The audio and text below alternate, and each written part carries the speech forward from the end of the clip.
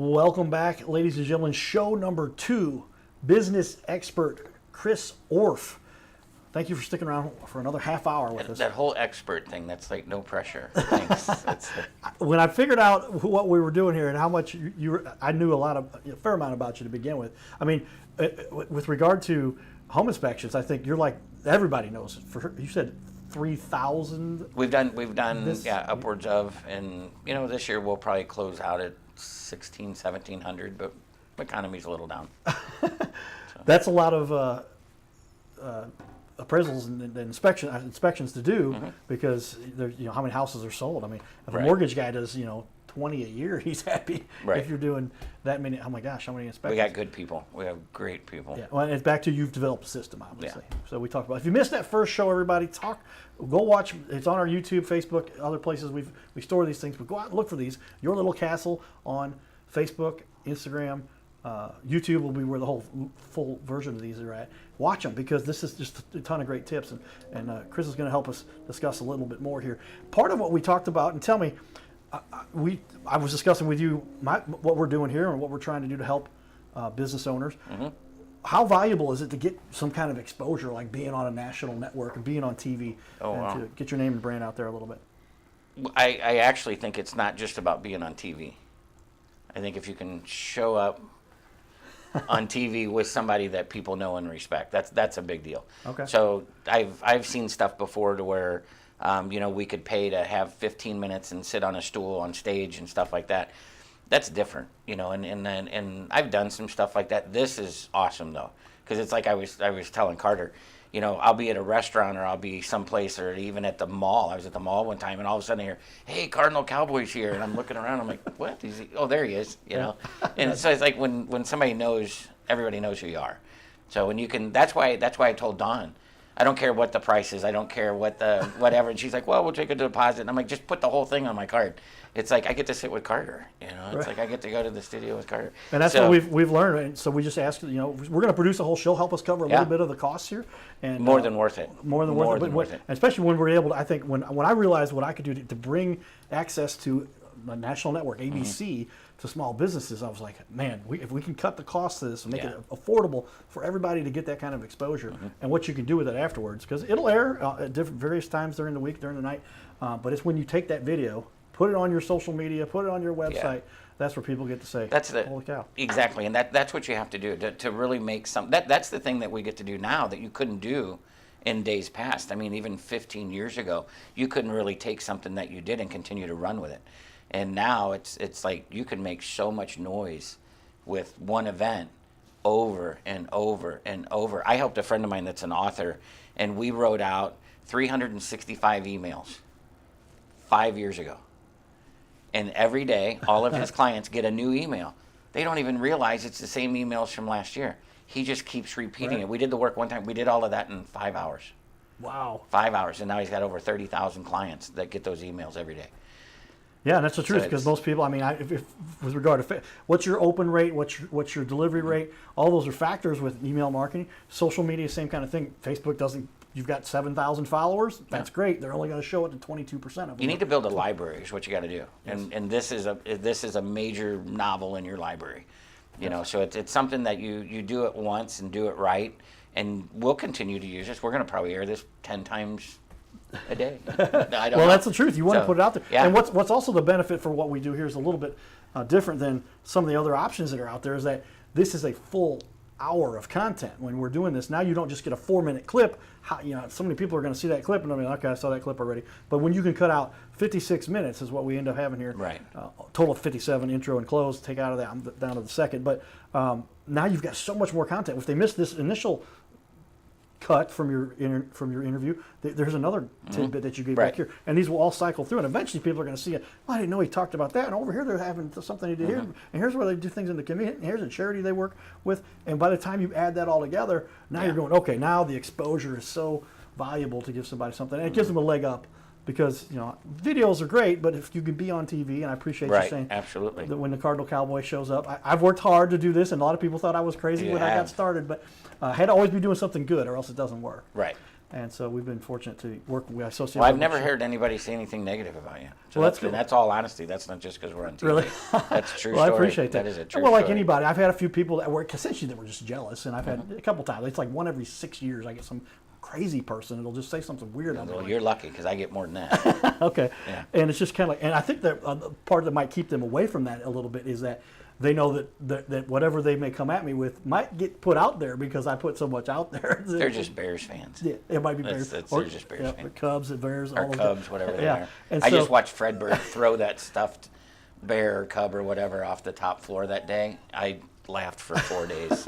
The Cardinals do some really creative Oh my stuff. God, I know that a couple was of people awesome. that produce their stuff there, and the Cardinals are one of the best marketing organizations Oh, yeah, on the by planet. far, And, yeah. and when you really start to add up all of what they Yep. do.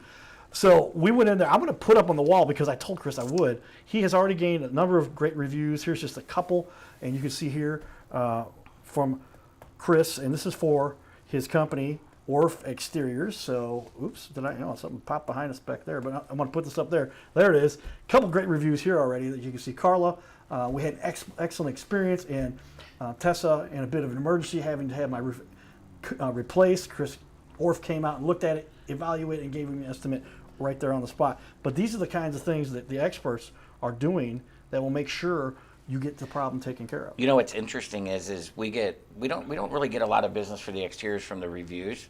We get it from the BBB. The BBB That's is a good one point. of our number one sources of business that comes in from people we don't know.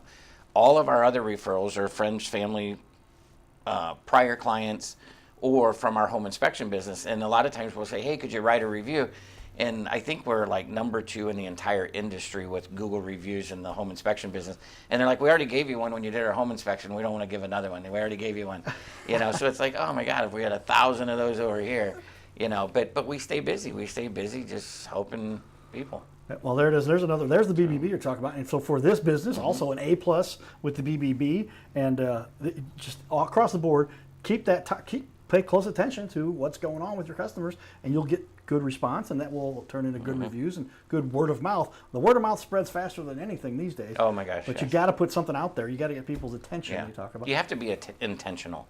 Yes. With so much now, and you know what? Can I give a little business tip? Yeah, let's hear it. Get the pencil. Okay. Get the pencil. I'm gonna let you hold the pencil. So here's a rider downer for you. Okay. So we travel the country talking to business owners, and I work with a lot of businesses here locally in helping them grow their business.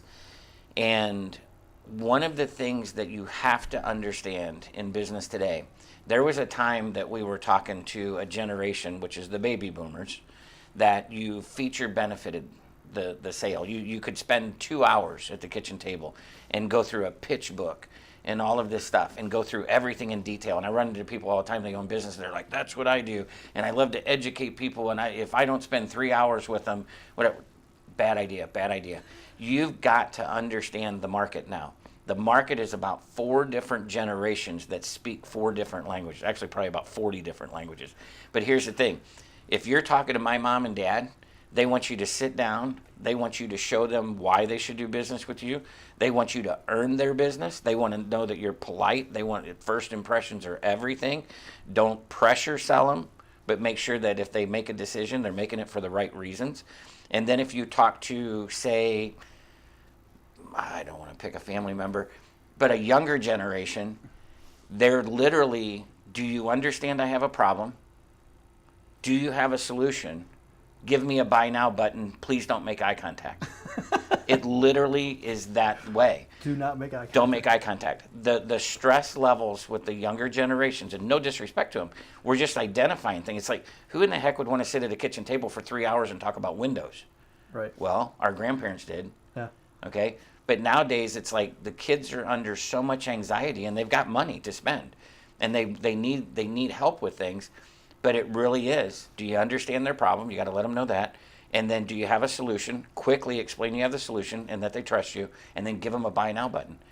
Because anything past that, the anxiety level goes up. And a lot of that's not just, some people say, well, that's schools, it's parenting and all that. No, it's electronics. Yeah, I was gonna say it's because It's electronics. It's we're all in kinds of things. instant There's now. all these things around. Do you know that every time my business actually grew when I turned off all the alerts on my phone? Really? Because I read an article that every time that phone chirps, your body releases hormones that stress you. Yes. And what happens? The TV's going off, that's going off, this is going off, and everybody else's is going off and stuff. Well, if you talk Bad about the news. alerts you've got just on your Different cell phone, generations, write that down. You got to know you're what right. you're talking about. Electronics has changed the game. These devices, I can go through Airbnb, Facebook, Instagram, Twitter, my home alarm, my door lock, I'll just look at some of the apps, Snapchat, YouTube, and that's just getting started. And they all email, multiple accounts, they all bank account, you name it, and they all have some kind of an alert that comes Yes. through these. Yep. And if you don't, so I'll take that as I made a good decision. I just realized that I can what I've done, and I didn't shut off my phone or put it away, just because I want to be able to access it whenever but I turned off every alert. When I Yes. go to Facebook now, it prompts me at the beginning, it says, by the way, you've got your alerts turned off. Would you like to turn those on? No. And I say, no, we are good. I don't got need times those. a day that I look at those things. Yeah. And I will check my phone when it's necessary. And I had something that came in. We have a guest at the Airbnb, and I don't have the alerts for the Airbnb coming up. But he had arrived, and he just, when you missed the call or you missed the message, there's an alert. He sent a message on Airbnb, and all he wanted to do is let me know he decided to park in the yard because his big boat that he had was a bigger issue than the initial spot we had. And I'm going, oh gosh, I missed this stuff, and it's been 15 minutes. 15 minutes, holy cow!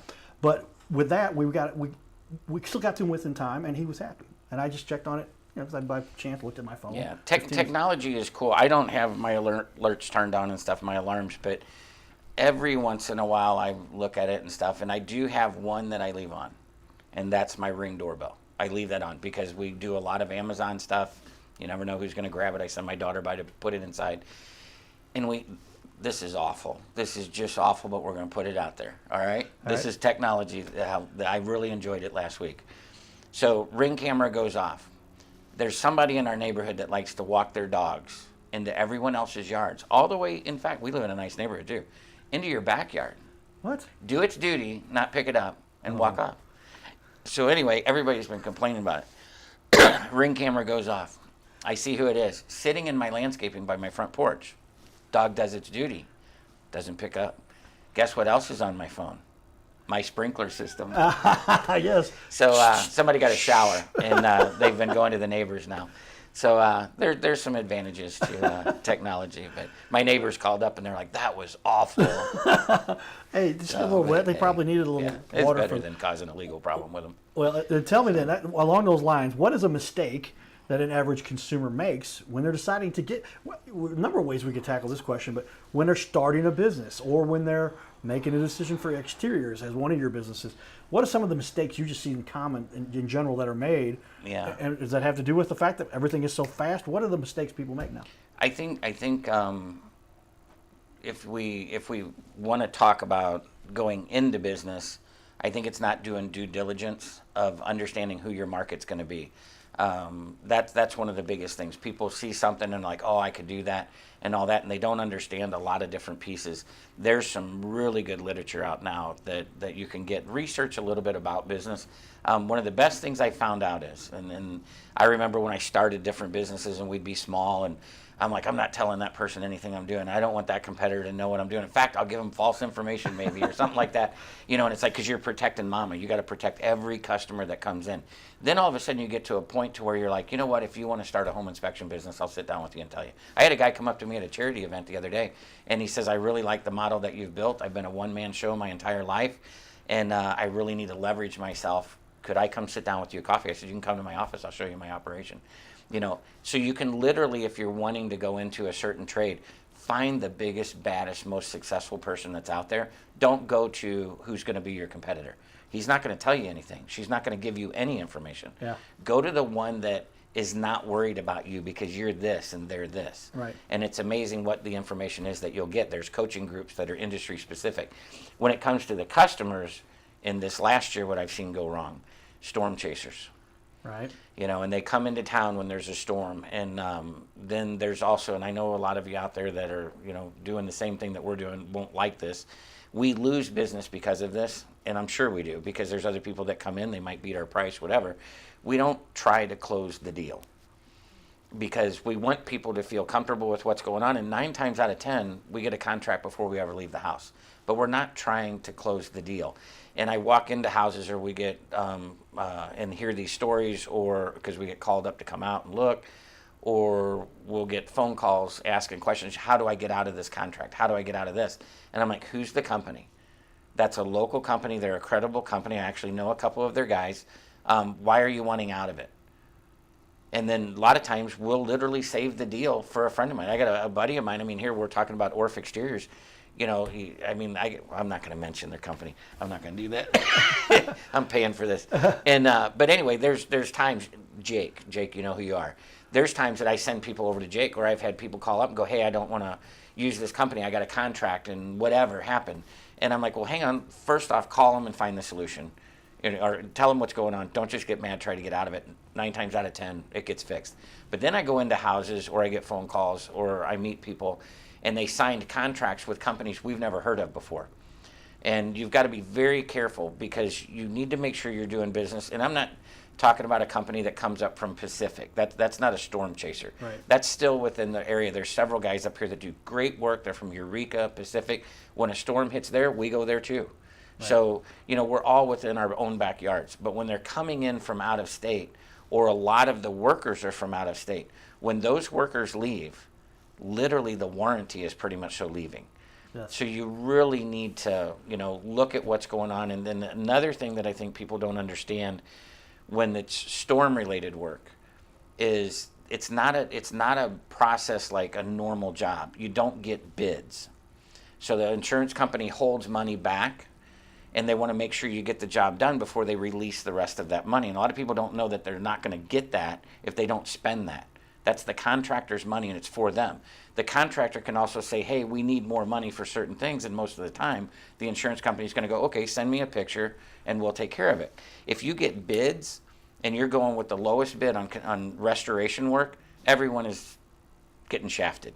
Really? It's insurance restoration, and when you do that, and I'll say this for the customers, future customers that are out there that might need work, and not just to the companies, but if you're in a position where you need work on your house, and that person says, you know, let me see the insurance papers, yes, we'll do it for this number, that's the way it's supposed to work. It's not supposed to be give us bids. The insurance adjuster writes the bid. Okay? Now you find the company that you want, because you got the money. Find the best company you can to do the work, because they're going to do it for what they're paying. As soon as you start price shopping, insurance company keeps money, nobody wins. You'll leave money on the table that would have Absolutely. otherwise that was Absolutely. allocated to be used. Yeah. And another thing, this is one thing that bothers me. When you got a big deductible, don't try to get the contractor to eat it. You've been saving all that money Right. on your premiums and stuff, and now all of a sudden your house gets hit, and now you want that guy to eat it. You know, plus you're not supposed to do that, but Yeah, it that's happens. against the rules It's anyway. totally against the law. Yeah. But the reality is, you know, think about it. I mean, if you're saving money on your premiums and then something happens, you know, if somebody wants to give you a little bit of a deal, that's fine. But, you know, everybody's supposed to win. They're not supposed to lose because you've been saving money all that time. That's just not right. Yeah, so great And- tips there. and I great see that a points. lot, The so. one you mentioned at the beginning of your list there, because there's a lot of good ones. Guys, rewatch this whole show. There's a lot that Chris is sharing with us here. But we had Coach House Garages, experts. Their president drove in from out of town to come here for the show.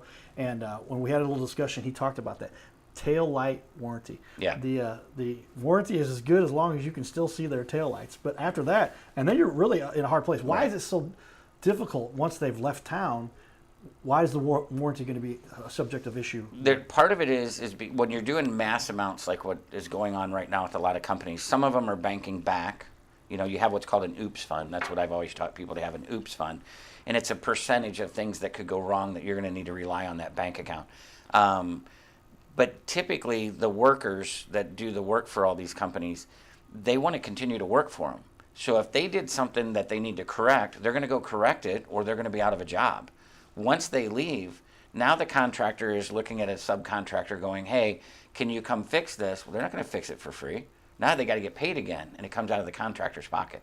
So we're working with the same people that we've worked with for 15 plus years. I mean, 2003 is when I met most of the guys that we're working with now. And we call them up with something, and sometimes they're like, we'll go take care of it. Don't even worry about it. And then they send me a picture, and it's done. You know, that's what you want to do. And you've got, I don't think it's happening now. The state of Missouri is really good because if a contractor gets out of line, the attorney general just loves to just have them for breakfast. I mean, they just they go after them. And so Missouri is really good. But back in 2003, when that big hailstorm hit North County, there was companies that came into town, and they came to companies like us. We didn't do it, but they came to companies like us, and they said, hey, we'll give you 10%. We just want your phone number and your name. You don't have to do anything. Go home and all that. And these guys did it. I mean, big names around here. Well, then when they all left one day, that contractor's going, okay, I made 10%, but now all these phone calls are coming in. They did bad work, and they went bankrupt. Yeah, say they're going to lose more than 10% Yes. making the repairs. Yeah, so you Fixing just, everything. I mean, you go, we use our name, you know, and when you're building a business to sell it, if you don't use your family name, it's easier to sell. Right. When you use your family name, it's actually harder to sell. But right. What I find out by using our family name is there's a trust factor because you can't run. Yeah. You got to make it right, or you're going to have a lot of mad family members. Because I did that. I mean, back in 2008, when a lot of people got in a bind and stuff, I mean, when the economy was crashing, I remember in like a matter of 6 months, we had $1.3 million that people weren't paying us. Wow. And everybody, and then all of a sudden, here's another family business over here, and they're feeling the pressure, and friends over here and stuff, and everybody's like, but just everybody's mad at everybody because of the economical issue. You know, it wasn't something that contractors did on purpose or any of the people did. It's the bank's fault. Well, to that you, was, my banker friends out there, I love you, but it was your fault.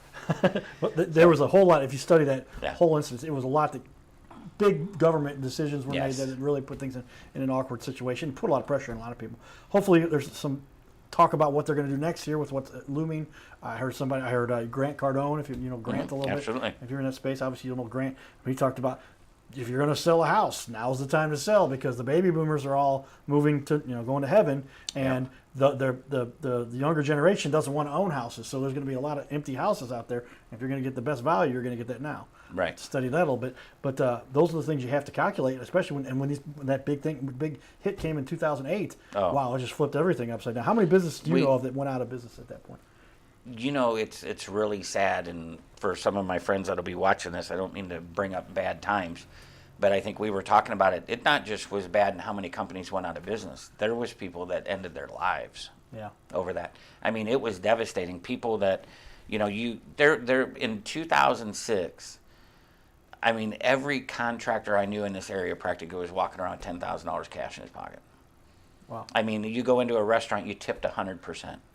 I mean, we'd go into Twisters, every week when Tony Twist bar that he had, you always tipped 100%. We would go into Mad Dogs, you tipped 100%. We would go into Erios, you tipped 100%. You couldn't get rid of the money. And then everybody woke up one day and said, what's happening? And this is another writer downer with the pencil. Here we go. We got it. You have to know when your business is bleeding versus when it's hemorrhaging. Because when your business is bleeding, you can throw money at it, you can get resources, you can pull in funds and all of that. We started out bleeding at that point because our company was much bigger than what it is now, and we did so much other stuff. And that company was not bleeding, and we were throwing in, and other people were like, hey, we just got to get through this point in time. No, it was hemorrhaging. And when it's hemorrhaging, you can't stop it. And that's when you have to start shutting everything down. You've got to liquidate, you've got to reel in everything, and you've got to stop bringing in more business if you're not going to be able to do it. I mean, everybody thought, well, no, you just go get more business. That's what everybody thought in 2007 and 2008, just go get more business. No, that wasn't it because they're not going to pay you. We literally were walking into houses in 2007, and people were saying, and some of you went through this, and sorry for bringing up bad stuff, that jar your memory and you can go through trauma. Now back to your counselor. But I remember going in and going, so, we got to collect $50,000 on a basement. We finished it. And they're like, well, we got laid off 3 months ago and we're filing bankruptcy. They're going to let us keep the house. We can't pay you. That was over and over and over. When all these people were losing their jobs and everything was going down, it's a trickle up. It's not just trickle down. And people were allowing people to finish things out and then not paying them. Wow. Yeah. Well, we talked about, and those part are the hurdles that you have to overcome as a business owner, as somebody who knows when the next downturn may come, but as somebody who can adapt, like we talked about, the people that survive are the ones that can adapt to change the best, right? Yeah. And those are the things that happen anywhere in the world. Well, and you it's get rid of- adversity. I mean, that's why, a lot of people say, well, how is it that you make so many good decisions and people now listen to you? It's like, if you'd have known me 20 years ago, I made so many bad decisions that I could write a book on it and probably make my millions. And but that's the thing, is anybody that I've ever talked to, my Uncle Dean that owns Diddy North Recycling, and now his son has it, Adam, one of the greatest mentors I ever had in my life. I mean, from the time I was a little kid, he was always that guy that picked me up. He picked me up. I'd fall, and I'm like, I'm never doing this again. He's like, no, you just learned so much. You have to do it again. You just need a break. But do it again, do it again, do it again. And he was always there picking me up. And if it wasn't for people like that in my life, I would have just given up a long time ago and got a job. But when you fail, you're just one step closer to doing it right. I mean, it's Yes. like, and not only that, but you see it coming and you prepare for it. It's like right now, there's so many things that are going on that the younger generations haven't seen turmoil. They haven't really seen a lot of things that we've gone through from 9/11 to 2008 and all of that. And they think the world needs to work this way. And they don't realize that, I mean, it's like our grandparents. Why is it that was the generation that made boys into men so fast? World War II. Right. It's like we didn't go through that, thank God. But, you got to go through a lot of problems before it ever gets right. I mean, you look at what you went through. I heard your story today for the first time. I was talking to Dawn, she's your Production coordinator. And I'm like, so I see him everywhere. Everybody knows who he is. I see him on the big screen. I see him on TV. He's everywhere I go. There's Cardinal Cowboy showing up somewhere. But what's his story? I'm like, did you just like do this at Halloween one time and never stop? Are you a Cardinal fan or what? And she told me your story, and I'm like, oh my God. And it's like you have to get up when everybody else says you're done. Yeah, You got to get up and keep going. If you haven't heard his story, you got to hear it someday. Yeah, check it out, cardinalcowboy.com Yeah. /about. Amazing. But I literally had, they had told my parents I had less than 50-50 odds to survive. And but it was hit by a drunk driver and on the side of the road, pulling a ventilator out of my own throat 7 days later. And on the seventh day I rose, but they came out of it and they said, now you get to take care of Carter for the rest of his life. And there was a lot of people thought that I would never be able to recover from that. But kind of like you said, I just got up and said, nope, I'm going to do this anyway. Right. I'm going to continue on. And by now I've been fortunate, for those who've paid attention, 4 kids I've worked with directly, of many kids before that I know of, where they literally were like, one was on his deathbed and I went and talked to him and he came back from it. Yeah. The doctors had said, that's it. And another one said that he'd never be able to be out on his own. I worked with him, now he's on his own. That was a big connection I have now, and it turned into something. I never know who you're talking to. I won't say who it is, but well connected here in St. Louis. And the third one where the teachers and or the doctors had said he won't graduate high school. And I got in his face and said, you can do whatever you want to do. And he did. And he graduated on time. And crazy, but he was in a terrible accident too. And a fourth one was in a coma, worked with him as well. But I'm fortunate. I feel like I have to give back to help these kinds of people go through these things, or else why am I still here? Well, you look at it from a faith standpoint, and I'm a person of faith, it's what you go through, you grow through is kind of the old cliche, but, the biblical, story of it is God doesn't do things to you. He allows things to happen to you for a reason. You're not supposed to go then keep that a secret. So I look at everything from people say, well, how in the world have you been married for 33 years? Well, it hasn't all been bliss, but I think we've raised our voice maybe 2 times in 33 years. There you have it. Yeah. Ladies and gentlemen, stay tuned for more. There's a lot more. We're going to do another show. Giddy up.